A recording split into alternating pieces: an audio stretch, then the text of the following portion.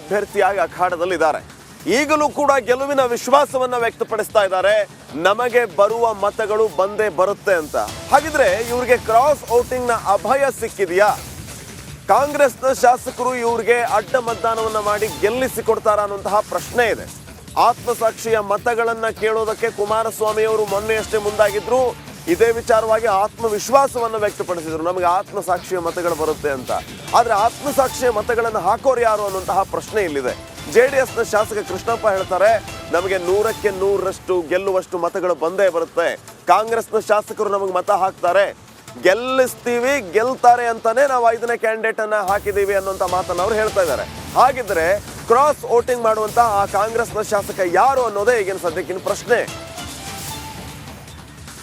ನಡೀತಾ ಇರುವಂಥದ್ದು ಈ ಬಗ್ಗೆ ಮಾತಾಡೋದಕ್ಕೆ JDS ಶಾಸಕರಾದಂಥ ಕೃಷ್ಣಪ್ಪ ನಮ್ಮ ಜೊತೆ ಇದ್ದಾರೆ. ಸರ್, ಯಾವುದು ಕೂಡ ಅಂಕಿ ಅಂದರೆ ಶಾಸಕರ ಸಂಖ್ಯಾಬಲ ಇಲ್ಲದೆ ಕೂಡ ತಾವು ಕಣಕ್ಕಿಳಿಸಿರೋದು? ನಮ್ಮದೇ ಅಲ್ಲ, BJP ಓಟ್ ಅವಲ್ಲ, ಎಕ್ಸಸ್ ಓಟ್ ಇದೆಯಲ್ಲ, ಅದು ನಾವು ಸೇರಿದರೆ ಒಂದು 2 ವೇರಿಯೇಷನ್ ಇದೆ, ಸರಿ ಹೋಗ್ಬೋದು.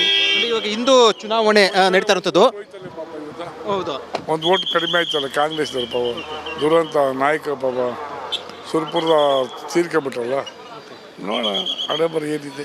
ಏನು ಗೆಲ್ಲುವಂಥ ಚಾನ್ಸ್ ಇದೆಯಾ? BJP JDS ಅಭ್ಯರ್ಥಿ 5ನೇ ಅಭ್ಯರ್ಥಿ ಕುಪೇಂದ್ರ ನಾವು ಮಾಡಿದ್ದೀವಿ, ನೋಡೋಣ ಅದೇನಾಗ್ತದೆ. ವೋಟಿಂಗ್ ಮೇಲೆ ತಾನೇ ತೀರ್ಮಾನ ಆಗೋದು. ನಿಮ್ಮ ಪಕ್ಷ ಶಾಸಕರು ಒಂದಷ್ಟು ಜನ ಕ್ರಾಸ್ ವೋಟಿಂಗ್ ಮಾಡ್ತಾರೆ JDSನಿಂದ ಅನ್ನುವಂಥದ್ದು ಸತ್ಯನಾ? ಒಂದು ಆಗ ಸುಳ್ಳಾಗಲ್ಲ. ಶರಣಗೌಡ ಕುಂತಕೂರು ಅವರೆಲ್ಲ ಅಸಮಾಧಾನಗೊಂಡಿರುತ್ತದೆ. ಅವರು ಆಗ್ತಾರೆ, ಅವ್ರಿಗೇನು ವ್ಯತ್ಯಾಸ ಇಲ್ಲ. ಕಾಂಗ್ರೆಸ್ ಇಂದ ಏನಾದರೂ ಶಾಸಕರು ನಿಮ್ಮ ಅಭ್ಯರ್ಥಿ ಪರವಾಗಿ ಮತದಾನ ಮಾಡೋ ಚಾನ್ಸ್ ಇದೆಯಾ? ಅದು ನನಗೆ ಗೊತ್ತಿಲ್ಲ, ಆ ವಿಷಯ ನನಗೆ ಗೊತ್ತಿಲ್ಲ.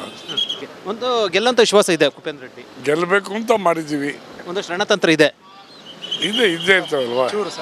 ಬಾ, ಇದು ಏನು MT ಕೃಷ್ಣಪ್ಪ ಅವರ ಹೇಳಿಕೆ. ಅವ್ರು ಹೇಳ್ತಾ ಇರುವಂಥದ್ದು ಗೆಲ್ಲುವಂಥ ರಣತಂತ್ರ ಇದೆ, ಅದನ್ನು ನೋಡೋಣ ಅಂತ ಹೇಳೋ ಮೂಲಕ ಒಂದಷ್ಟು ಕುತೂಹಲಕ್ಕೆ ಎಡೆ ಮಾಡಿಕೊಟ್ಟಿರೋದು. ಕ್ಯಾಮರಾ ಪರ್ಸನ್ ಮುಂಜಾನೆ ಜೊತೆ ವಿಜಯ್ ಜನಹಳ್ಳಿ, ರಿಪಬ್ಲಿಕ್ TV, ಬೆಂಗಳೂರು.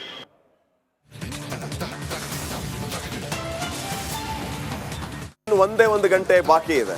1ನೇ ಮಹಡಿಯ 106ನೇ ಕೊಠಡಿಯಲ್ಲಿ ಮತದಾನ ಪ್ರಕ್ರಿಯೆ ಆರಂಭ ಆಗುತ್ತೆ. ಅಖಾಡದಲ್ಲಿ 4 ಅಭ್ಯರ್ಥಿಗಳಿದ್ದಾರೆ.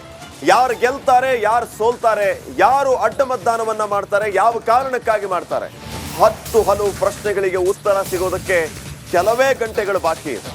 BJP JDS ಕಾಂಗ್ರೆಸ್ನ ಸ್ಟ್ರಾಟರ್ಜಿ ಏನು, ಯಾವ ಅಭ್ಯರ್ಥಿಯನ್ನ ಯಾವ ರಣತಂತ್ರದ ಮೂಲಕ ಹೇಗೆ ಗೆಲ್ಲಿಸಬೇಕು ಅನ್ನೋದ್ರ ಬಗ್ಗೆ ನಾನಾ ರೀತಿಯ ಲೆಕ್ಕಾಚಾರಗಳನ್ನ ರಾಜಕೀಯ ನಾಯಕರು ಮಾಡ್ತಾರೆ. ಬೆಳಿಗ್ಗೆ 9 ಗಂಟೆಯಿಂದ ಮತದಾನ ಪ್ರಕ್ರಿಯೆ ಆರಂಭ ಆಗುತ್ತೆ. 1ನೇ ಮಹಡಿಯ 106ನೇ ನಂಬರ್ ಕೊಠಡಿಯಲ್ಲಿ ಮತದಾನ ಪ್ರಕ್ರಿಯೆ ಆರಂಭ ಆಗೋದಕ್ಕೆ ಎಲ್ಲ ರೀತಿಯ ಸಿದ್ಧತೆಯನ್ನ ಈಗಾಗಲೇ ಮಾಡಿಕೊಳ್ಳಲಾಗಿದೆ. 224 ಶಾಸಕರು, ಈ ಶಾಸಕರು ಯಾರ್ಯಾರಿಗೆ ಮತದಾನ ಮಾಡ್ತಾರೆ ಅನ್ನುವಂತಹ ಪ್ರಶ್ನೆ ಇದೆ. ಆಡಳಿತಾರೂಢ ಕಾಂಗ್ರೆಸ್ ಪಕ್ಷ ತನ್ನ ಎಲ್ಲ ಕ್ಯಾಂಡಿಡೇಟ್ಗಳನ್ನ ಗೆಲ್ಲಿಸೋದಕ್ಕೆ ಎಲ್ಲ ರೀತಿಯ ರಣತಂತ್ರವನ್ನ ಮಾಡಿಕೊಂಡಿದೆ. ಸಂಜೆ 7ರ ಹೊತ್ತಿಗೆ ರಾಜ್ಯಸಭೆ ಚುನಾವಣೆಯ ಫಲಿತಾಂಶ ಹೊರಬೀಳಲಿಕ್ಕಿದೆ.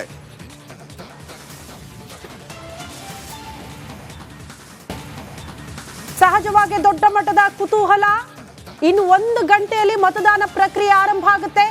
ವಿಧಾನಸೌಧದ 1ನೇ ಕೊಠಡಿ ಎಕ್ಸ್ಕ್ಲೂಸಿವ್ ಆಗಿ ಯಾವ ರೀತಿಯ ಸಿದ್ಧತೆಗಳಾಗಿದೆ ವೋಟಿಂಗ್ಗೆ ಅನ್ನೋದನ್ನ ನಮ್ಮ ಪ್ರತಿನಿಧಿ ಸುರೇಶ್ ಒಳಗಡೆ ಹೋಗಿ ತೋರಿಸುವ ಪ್ರಯತ್ನವನ್ನ ಕೂಡ ಮಾಡಿದ್ರು. ಈಗ ಸ್ಕ್ರೀನ್ ಮೇಲೂ ಕೂಡ ನಾವು ಗಮನಿಸ್ತಾ ಇದ್ದೀವಿ ಯಾರ್ಯಾರೆಲ್ಲೆಲ್ಲಿ ಆಸೀನರಾಗ್ತಾರೆ, ಯಾವ ರೀತಿ ಕೊಠಡಿ ವ್ಯವಸ್ಥೆ ಮಾಡಲಾಗಿದೆ. ಎಕ್ಸ್ಕ್ಲೂಸಿವ್ ಆಗಿ ಆ ದೃಶ್ಯವನ್ನ ಕೂಡ ನಿಮ್ಮ ಮುಂದೆ ಇಡ್ತಾ ಇದ್ದೀವಿ.